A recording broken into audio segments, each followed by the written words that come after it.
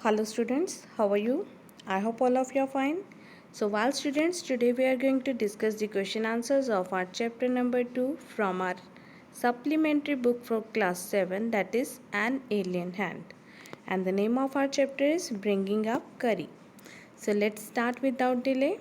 So the very first question we are given here is the enclosure in which Curry lived had a thatched roof that lay on the thick tree stumps. Examine the illustration of Curry's pavilion on page number 8 and say why it was built that way. So the enclosure, that means the pavilion, जो shaded area में जो करी रह रहा था, करी यहाँ पे कौन है, एक एलिफेंट है जो कि 5 months old था. ठीक है, तो जो एंक्लोजर में करी रह रहा था, it had a thatched roof. That means जो इसकी जो रूफ बनी हुई थी इस शेड की, वो किसकी बनी थी, घास फूस की. ठीक है, एंड दैट ले ऑन थिक ट्री स्टम्प्स. और कहाँ पर इसको टिकाया गया था, इस छत को, थिक ट्री स्टम्प्स पे. तो यहाँ पे ये ट्री ट्रंक्स हैं जहाँ पे इसको ये पिक्चर में दिखाया गया है. देखो कि जो इसकी जो रूफ़ है इस शेड की, जहाँ पर करी रहता है, ये एलिफेंट खड़ा आपको दिखाई दे रहा है इस पिक्चर में. तो ये ट्री ट्रंक्स के ऊपर इस रूफ़ को टिकाया गया है. So we have to examine the illustration. That means we have to observe this picture very carefully and we have to tell why it was built that way. कि यहाँ पर जो ये जो थैचड रूफ़ है, घास फूस की जो ड्राई मटेरियल की रूफ़ बनी हुई है, that is a very common site in village area.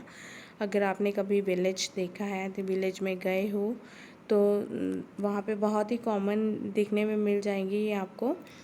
तो अगर आपने ध्यान से ऑब्ज़र्व किया हो या फिर कहीं भी आउटर एरिया में जाते हो तो इस तरह की जो रूफ्स होती हैं वो बहुत ही कॉमन साइट है. तो हमें ये बताना है कि ये जो रूफ़ है इसको थिक ट्री स्टम्प्स के ऊपर क्यों टिकाया गया था. So let's see what is the answer here.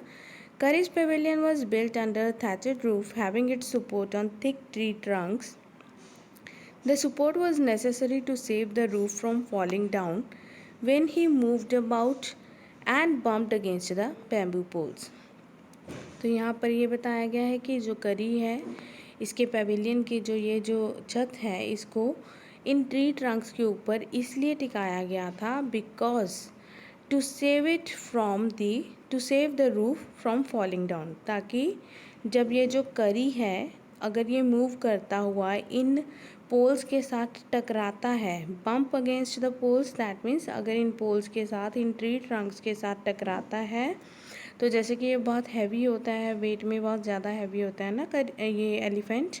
तो अगर मान लो किसी चीज़ के साथ टकराएगा तो वो टूट जाएगी, वो गिर जाएगी. और ट्री ट्रंक्स जो होती हैं बहुत ही ज़्यादा स्ट्रॉन्ग होती हैं और इसलिए इसको इस पे टिकाया गया छत को, ताकि अगर बाय चांस ये इसके साथ टच करे या फिर इसके साथ बम्प करे तो ये जो छत है वो गिरेगा. So next question is that did Curry enjoy his morning bath on the river? Give a reason for your answer. अब आपको चैप्टर आपने पढ़ा है, आपको पता ही है कि करी इन्जॉय करता था अपनी मॉर्निंग बाथ को रिवर पे या फिर नहीं. Yes, of course, he enjoyed. So yes, Curry enjoyed his morning bath on the river. He used to lay down on the sand. अब हमें वो रीज़न भी बताना है कि हमें कैसे पता चला कि वो अपने मॉर्निंग बाथ को एंजॉय करता था.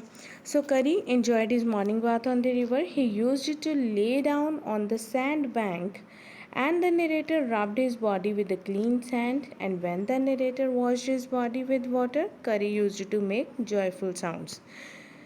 तो जब इसको नदी पे लेके जाया जाता था नहलाने के लिए, तो वहाँ पर ये क्या करता था, it used to lay down on the sand bank. जो वहाँ पर नदी के किनारे जो सैंड होती थी, सैंड बैंक मतलब रेतीले किनारे पर ये लेट जाया करता था. और जो नरेटर है हमारा वो क्या करता था, इसकी बॉडी को बहुत ही अच्छे से क्लीन सैंड के साथ रब किया करता था. मतलब उसको क्लीन करने के लिए उसकी बॉडी को इसके ऊपर सैंड मला करता था, सैंड से उसको रब करता था. And when the narrator washed his body with water, और जब नरेटर इसकी बॉडी को पानी के साथ क्लीन करता था तो Kari used to make joyful sounds. तो करी खुशी से आवाज़ें निकालता था. फाइंडिंग गुड ट्विग्स फॉर करी टुक अ लॉन्ग टाइम. वाई. अब करी के लिए अच्छी अच्छी ब्रांचेस ढूंढना that was not an easy task, है ना, हमने पढ़ा चैप्टर में. So it took a long time. तो इसमें बहुत ज़्यादा समय लगता था. ऐसा क्यों था. The narrator had to work hard to gather soft new twigs for Kari. अब नरेटर को करी के लिए सॉफ्ट सी, डेलिकेट सी, टेंडर सी ब्रांचेस ढूंढने में बहुत ज़्यादा टाइम लगता था, बहुत ज़्यादा वर्क हार्ड करना पड़ता था उसको। He had to climb all kinds of the trees to get this, क्योंकि उसको हर तरह के ट्री के ऊपर चढ़ना पड़ता था इस तरह की सॉफ्ट ब्रांचेस ढूंढने के लिए। And the if the twigs वर डीफॉर्म्ड, करी रिफ्यूज्ड टू ईट दैम। और अगर जो ट्विग्स थी, ये ब्रांचेस जो थी, अगर ये डीफॉर्म्ड होती थी, दैट मीन्स म्यूटिलेटेड होती थी, अगर ये मानो कि अच्छे से एक्स के साथ, कि तीखे शार्प नाइफ के साथ नहीं काटी जाती थी, तो जैसे हम किसी चीज़ को ऐसे ही तोड़ लेते हैं, जैसे मानो कि हमने किसी नाइफ़ के साथ किसी चीज़ को काटा, तो वो बहुत ही स्मूथ सरफेस होगा उसका कटी हुई चीज़ का, है ना। अगर हम किसी सब्जी को ही, मानो किसी खीरे को ही ऐसे तोड़ के काट लेते हैं, तोड़ लेते हैं बीच में से, तो वो कैसा होता है, बहुत ही रफ सा उसका सरफेस होता है। बट हम नाइफ़ के साथ काटते हैं तो बहुत प्लेन रहता है। तो इसी तरह से वो जो ब्रांचेज़ हैं उनको बहुत ध्यान से काटना पड़ता था, एक बहुत ही शार्प नाइफ़ के साथ। तो अगर वो डीफॉर्म्ड होती थी, मानो ऐसे खींच के हमने किसी ब्रांच को तोड़ लिया, तो ये जो एलिफेंट है Kari, it refused to eat them, तो ये उन ब्रांचेस को नहीं खाता था। तो मे बी इस तरह की जो ब्रांचेस होंगी जो टेढ़ी मेढ़ी कटी हुई होंगी, तो शायद उसके मुंह में चुभती होंगी, है ना। So that's why they refuse to eat them. So next question is there, why did Kari push his friend into the stream. अब जो करी है एलिफेंट, वो अपने फ्रेंड को, यहाँ पर फ्रेंड कौन है, नरेटर, वो अपने फ्रेंड को स्ट्रीम में, दैट मीन्स नदी में, पानी में क्यों खींच के पुश कर देता है, क्यों उसको वहाँ पर पुश करता है पानी में, क्यों वहाँ पर उसको अपनी ट्रंक के साथ उसको वहाँ धकेल देता है। Curry pushed his friend into the stream because he wanted the narrator to save the life of a boy who was drowning in the water. अब करी इसलिए अपने फ्रेंड को स्ट्रीम में पुश करता है, धकेलता है, क्योंकि वो एक बच्चे की, एक लड़के की जान बचाना चाहता था जो कि पानी में डूब रहा था। Because Curry himself was not able to save and carry the boy to the shore. पहले तो करी ने खुद ट्राई किया था, but he was not able to save that boy and carry him to the shore. वो उसको बचाकर किनारे पर लाने में असमर्थ रहा। That's why he pushed the narrator into the water so that he could save that boy. Next question is there, Kari was like a baby, what are the main points of comparison. अब करी जो है वो एक बच्चे की तरह था, जैसा कि हमने चैप्टर में पढ़ा ही है ना। सो कौन से ऐसे पॉइंट्स हैं जिसके साथ हम कह सकते हैं इनको कंपेयर करके कि ये एक बच्चे की तरह था। Kari was like a human baby, he had to be trained to be good just like a baby. तो जिस तरह हम बच्चे को गुड हैबिट्स सिखाते हैं, उनको उठना, बैठना, चलना, बोलना, इस तरह से सिखाया जाता है एक छोटे बेबी को, तो इस तरह से सेम वे से करी जो है एक ह्यूमन बेबी की तरह ही था, क्योंकि like a baby he had to be taught to sit down, क्योंकि एक छोटे ह्यूमन बींग्स के बच्चे की तरह उसको भी सिखाना पड़ता था कि कैसे बैठना है, how to walk and how to go fast and to go slow. किस तरह से बैठना है उसको और कैसे चलना है, और कब बैठना है, कैसे कब चलना है, एंड फास्ट मूव करना या फिर स्लो मूव करना, इस तरह से हर चीज़ उसको सिखानी पड़ती थी। He also needed to be scolded when he did some mischief, और जब वो गलती करता था करी, तब उसको डांट भी लगानी पड़ती थी। So this way we can say Kari was like a human being baby. Curry helped himself to all the bananas in the house without anyone noticing it. How did he do it? अब करी जो है बिना किसी को बताए, बिना किसी की नज़र, मतलब हर किसी की नज़र छिपाते हुए, कि किसी ने कोई नोटिस भी नहीं किया कभी कि ये जो बनानास है, करी घर से सारे बनानास चुरा लेता था, मतलब अपने लिए अरेंज कर लेता था, and without any one noticing it, और इस बात को किसी ने नोटिस भी नहीं किया था। How did he do it, और ये उसने ऐसा कैसे किया था।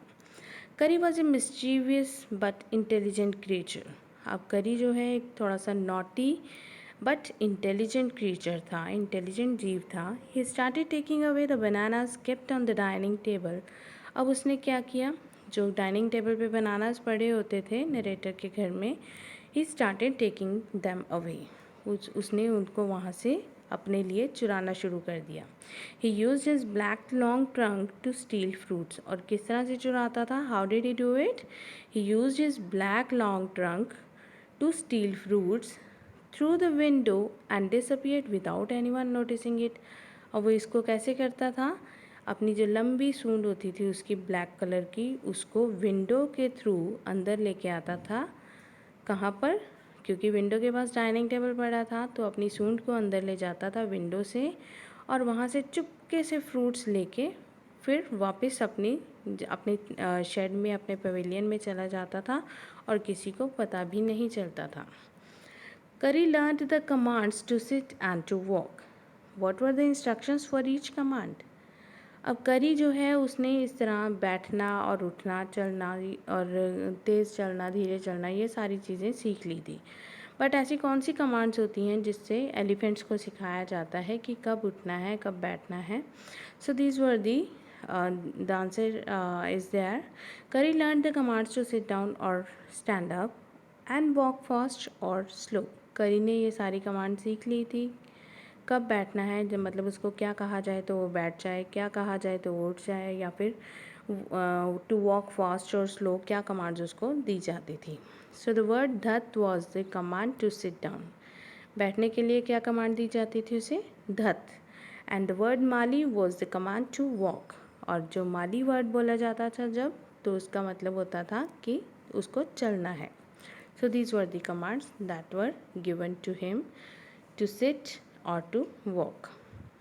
Next question is there, what is the master call and why is it the most important signal for an elephant to learn? master call क्या है और ये बहुत ज़्यादा ज़रूरी क्यों है किसी भी एलिफेंट के लिए सीखनी? So answer is there, the master call is a strange kind of hissing like a snake and howling like a tiger. अब जो master call है वो क्या है, बहुत ही स्ट्रेंज काइंड ऑफ हिसिंग, जैसे कि एक स्नेक जो है हिस की साउंड करता है, और आपको पता ही होगा कि स्नेक की साउंड जो होती है वो हिस होती है, जैसे स्नेक की साउंड होती है। And howling like a tiger, और टाइगर के गुर्राने की, टाइगर के दहाड़ने की आवाज़, वो भी आपको पता है ना। सो ये दोनों साउंड्स जो होती हैं इनको बोला जाता है master call. It sounds like a fight between a snake and a tiger. और जब ये दोनों साउंड्स निकाली जाती हैं, एक बार हिसिंग और हाउलिंग ऑफ टाइगर, तो ये ऐसा फील होता है कि मानो स्नेक और टाइगर में आपस में फ़ाइट हो रही हो। सो it is the important signal. अब ये इम्पॉर्टेंट सिग्नल क्यों है एक एलिफेंट के लिए, उसको सीखना क्यों ज़रूरी है? So it is important signal for an elephant to learn because whenever master is in trouble. ये इसलिए ज़रूरी है क्योंकि जब भी एलिफेंट का मास्टर, जो उसका मालिक होता है, वो किसी मुसीबत में हो, तो one master call will bring the elephant near master. तो जब ये वाली साउंड प्रोड्यूस की जाती हैं हिसिंग और हाउलिंग की, तो जो एलिफेंट होता है वो एकदम से अपने मास्टर के पास आ जाता है and he would uproot trees and make a passage through the dense forest for the house. और वो क्या करेगा एलिफेंट, उसको पता चल जाएगा कि अभी कोई डेंजर है यहाँ पर नज़दीक, and he would uproot trees. और वो क्या करेगा, ट्रीज़ को अपरूट करेगा, मतलब जड़ से ट्रीज़ को उखाड़ना शुरू कर देगा। And he would make a passage through the dense forest. और मानो कि भी फॉरेस्ट में मास्टर जो है किसी खतरे में है, तो वो ये साउंड्स प्रोड्यूस करेगा, तो एलिफेंट एकदम से उसके पास पहुंच जाएगा और पेड़ उखाड़ने शुरू कर देगा and make a passage through the dense forest for the house. और उस डेंस फॉरेस्ट में, घने फॉरेस्ट में से घर के लिए रास्ता जो है वो अरेंज कर लेगा, रास्ता बना देगा। So with this, our question answers have come to an end. Thank you. Have a nice day.